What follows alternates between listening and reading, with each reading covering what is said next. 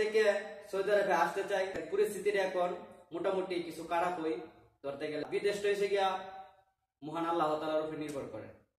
আমার অনেক প্রবাসী ভাই এবং বোনেরা, বিশেষ করে যারা সৌদি আরবে অবস্থিত আছে এবং বিশেষ করে যারা বাংলাদেশ থেকে সৌদি আরবে আসতে চায়, তারা আমাকে একটি রিকোয়েস্ট করছে যে ভাই আসলে এখন বর্তমানে পরিস্থিতিটা কিরকম ভাই সৌদি আরবে বিশেষ করে। তো আমি আপনাদের উদ্দেশ্যে বলতে চাই, যারা যারা আমাকে এগুলো কমেন্টগুলো করছেন এবং ইনবক্সে করছেন, তাদের উদ্দেশ্যে বলতে চাই, কারণ আপনারা আমার স্বাভাবিক করতে পারেন, কারণ হয়তো যারা সৌদি আরবে নতুন আইছে তারাও করতেছে বর্তমানে, আর যারা বাংলাদেশ থেকে সৌদি আরবে আসতে চাই তারাও করতেছে, ভাই এবং বোনেরা বিশেষ করে। তো আমি বলতে চাই আপনাদেরকে, দেখেন পরিস্থিতিটা এখন মোটামুটি কিছু খারাপই ধরতে গেলে। আর বিদেশটা এসে গিয়া মহান আল্লাহ তাআলার উপর নির্ভর করে, বুঝছেন। আপনি যখন প্রবাস জীবনে আসবেন, হয়তো আসলে পরিস্থিতিটা এখন খারাপ, কারণ কাম কাজ পেতে গেলে খুব কষ্ট করতে এখন। এমনও প্রবাসী ভাইয়েরা আছে, বোনেরা আছে, বিশেষ করে ভাইয়েরা এখন বর্তমানে বেশি সমস্যা আছে, কারণ ভিসা মানে বিশেষ করে ভিসাটা সাপ্লাই ভিসায় কইরা যায়। এক ভাই আমাকে ইনবক্সে নক করছে যে ভাই সাপ্লাই ভিসায় আইছি, আইসা তো এখন আকামা টাকামা মানে কিছুই মানে তারা পাইতেছে না। আরেক ভাই একটা মানে ইনবক্সে করছিল আমাকে, যে বলতেছে যে ভাই আমি যে আমার কফি কিতা আমি তারই দেখছি না, বুঝছেন।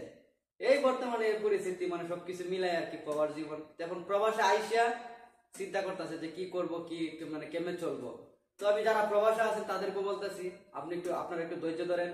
বিশেষ করে যখন আপনি বিভিন্ন ধরনের সমস্যা পড়ে যাবেন, কি আপনার ধৈর্য ধরতে হবে, কারণ মহান আল্লাহ তাআলা আপনার কপালে লাগছিল এটা, আর এটা হয়েছে।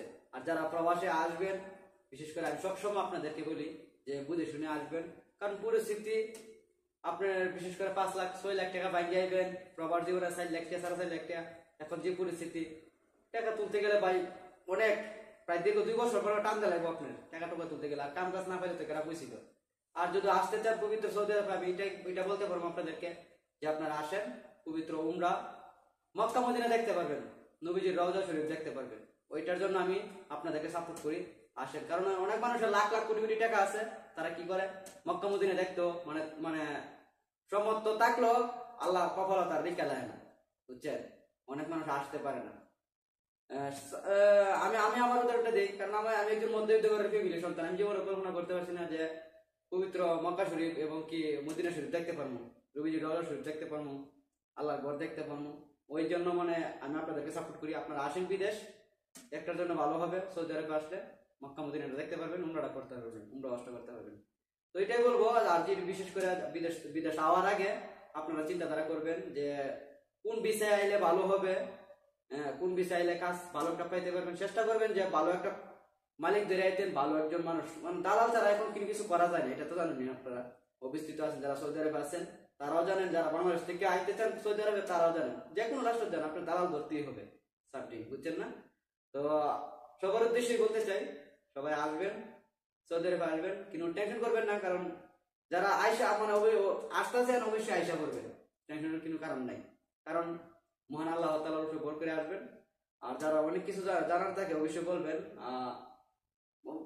আপনারা, আমি সমস্যা নাই, আমার জায়গা থেকে যতটুকু পারি ততটুকু আপনাদেরকে ক্লিয়ার করার চেষ্টা করবো এবং শোনাবো, বুঝাবো। সবাই ভালো থাকবেন, সুস্থ থাকবেন, আল্লাহ হাফেজ।